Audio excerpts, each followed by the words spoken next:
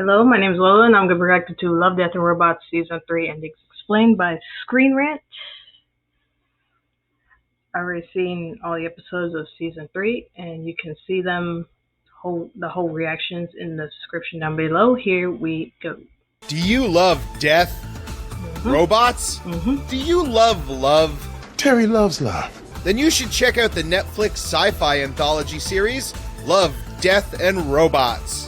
The first volume is excellent, the second volume is okay, and the most recent offering, Volume 3, is downright incredible.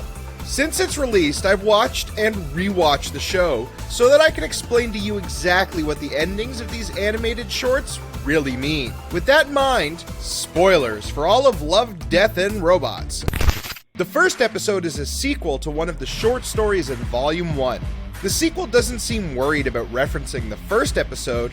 When we rejoin the lovable robots, they seem to have escaped their trouble with the cats to continue on their tour of post-apocalyptic Earth. This includes doomsday survivalist camps, a tech millionaire-infested oil rig, an underground bunker, and, launching yourself into space to colonize Mars. We call that musking. Once the robots realize that one of the rockets that would bring billionaires into space did in fact launch, they collectively wonder who managed to get off Earth. Who could possibly be living within these beautifully constructed bubbles? Who are you expecting? Elon Musk? This reveal of the same cat is kinda dumb and makes zero sense. This is a direct timeline sequel because in the first episode, Xbot 4000 gets a blue eye from his damaged dad, and he's got it all throughout this episode. Other than the cat though, this episode is goofy fun and a worthwhile successor to the first one, and I still love these dumb robot tourists. The second episode, Bad Traveling, starts with a few brief sentences letting us know we're on an alien world and that the characters are about to have a bad time. We then dive into a giant crab attack. Thanapod attack, where a ton of nameless soldiers are horribly dispatched by a thing that isn't a giant crab, but sure looks like one. By the end of the battle, the creature has broken through the top deck and is trapped in the ship below. Is anyone else getting strong Return of the Obra Dinn vibes right now? Cross him off the list. A level-headed crew member by the name of Torin draws straws for who'll go check on the Thanapod, and after some minor backstabbing, ends up below deck talking to the creature himself. It requests passage to the nearby populated island, and Torin agrees. Torin continues his smart decision-making by arming himself and getting rid of the most backstabby of the sailors first. Then he has the remaining crew vote.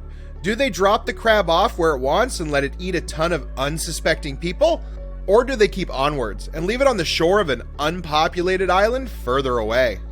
After counting, Torin admits he knows exactly who handed in which anonymous vote and dispatches the two brothers that voted to leave the crab.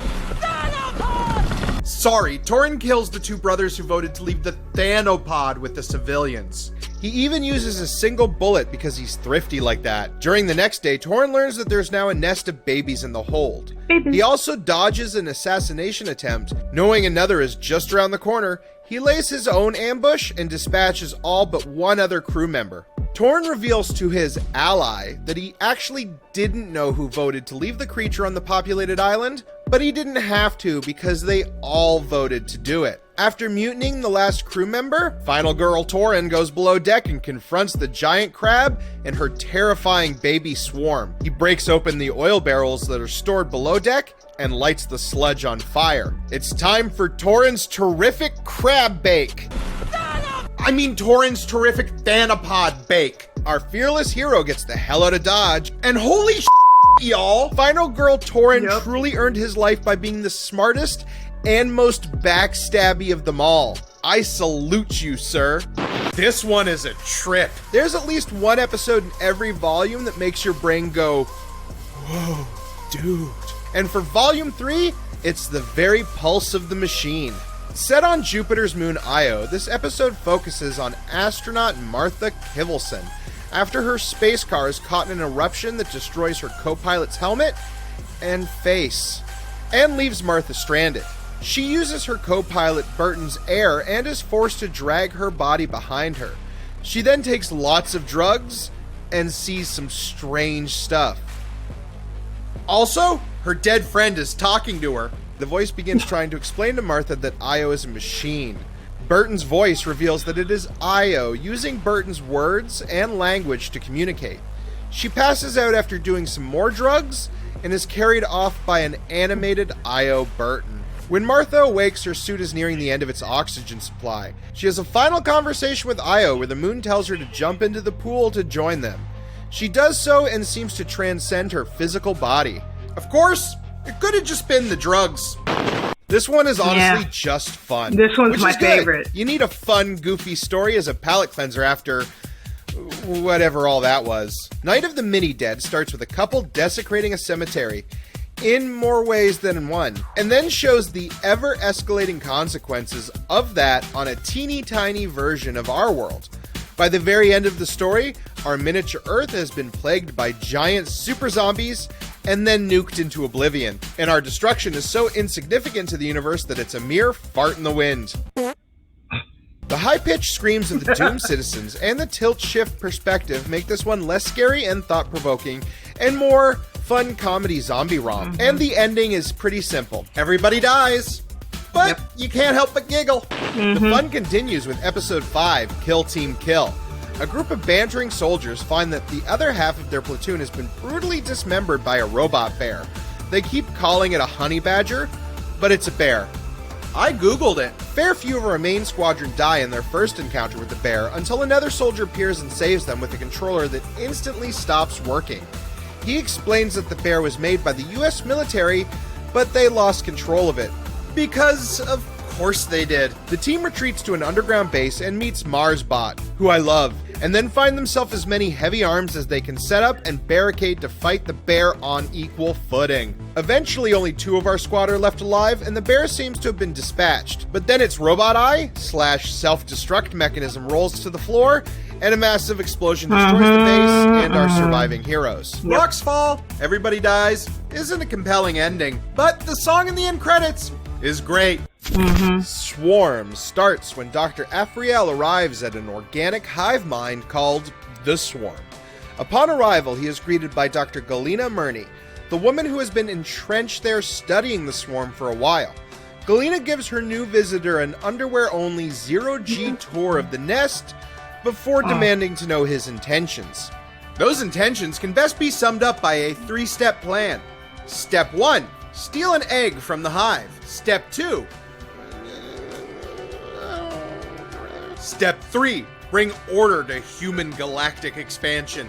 Dr. Afriel somehow convinces Galena to go along with this very stupid and morally gray plan. And I mean it when I say somehow, because I'm not convinced, and I haven't been living with these things for years.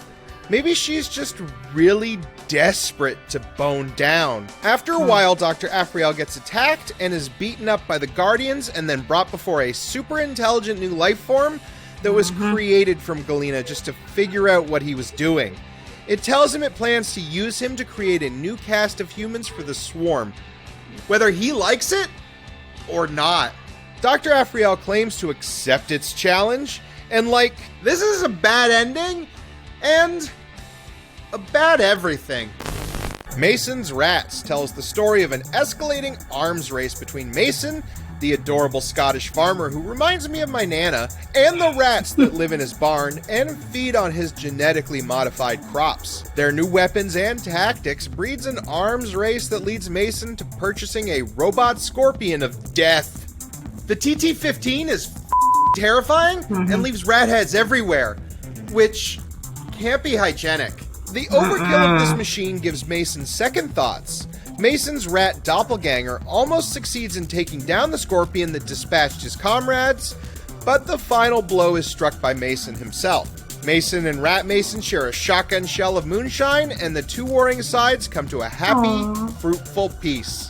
My heart is so full, you guys. It's now time for In Vaulted Halls Entombed. Or as I like to call it, a series of increasingly dumb decisions that lead to everyone dying. A bunch of big dummies who somehow managed to make it through the 18 years required to sign up for the US military are sent by their superiors to save a hostage. They briefly discuss waiting until the next day, and then one of them says this very stupid thing that is foreshadowing for how the rest of this episode is going to play out. So night in the cave. The team follows the hostage takers into the cave. They're not that far in when they find the skeletonized body of the hostage. Dumb decision number 2, going deeper into the cave.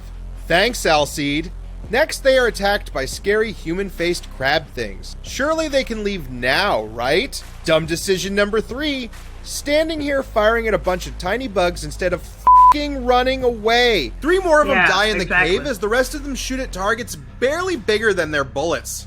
The remaining morons break out into a massive underground chamber with a ring of ominous statues. It could not more clearly be an evil prison.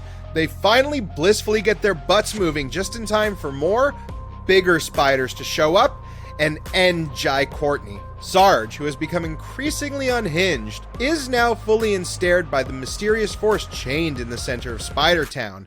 He enters the large ominous structure to reveal an eldritch horror. It cries out to them to be freed after giving them mind-obliterating visions of destruction and terror. Joe Manganiello goes to release it. Harper, the only woman on the team and the only other survivor, fights against him and manages to stop him with the last of her bullets. The final scene is of Harper, who has gouged her own ears and eyes out after being driven insane. A deaf knight, Jabaro, rides past a lake with his squad. When they stop to rest, he takes a drink from the lake and finds a single golden scale in the water. After he disturbs the lake, the siren that resides there rises and calls his entire squad out to drown in a cacophony of twirling, fighting, and stabbing.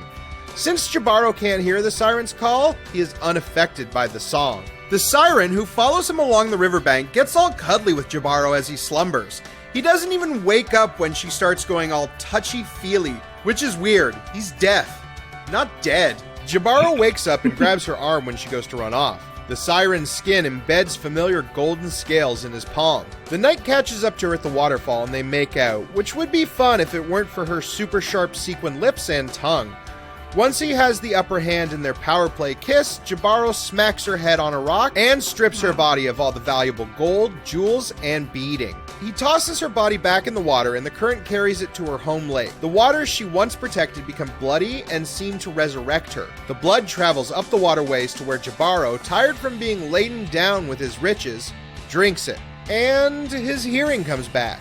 He has also managed to make it back to the original. Why not? The siren he maimed proceeds to call him just as she did so many others. This time, Jabaro isn't immune. The evil twerp is called forward by the siren into the lake and drowns alongside the men he doomed earlier. Love, Death, and Robots is one of Netflix's best series and one of the best anthologies of all time. Overall, Volume 3 was a vast improvement over Volume 2, even though both were meant to be one single season. The pandemic split the production, and it seemed like a lot of the better stories were saved for the back half. Out of all of Volume 3, my personal favorite was the David Fincher directed Bad Traveling. Hopefully one day I will be as smart as Big Brain Torin, but for now, I can't even outsmart my own crab. Our game of intellectual checkers continues for another day, you clever crustacean. What? My favorite is Night of the Mini Dead. That was hilarious.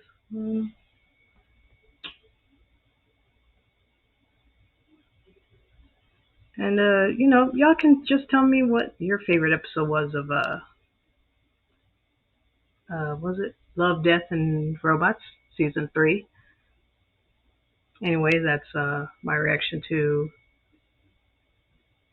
Love, Death, and Robots season 3 endings explained by Screen Rant. See you guys next time. Bye.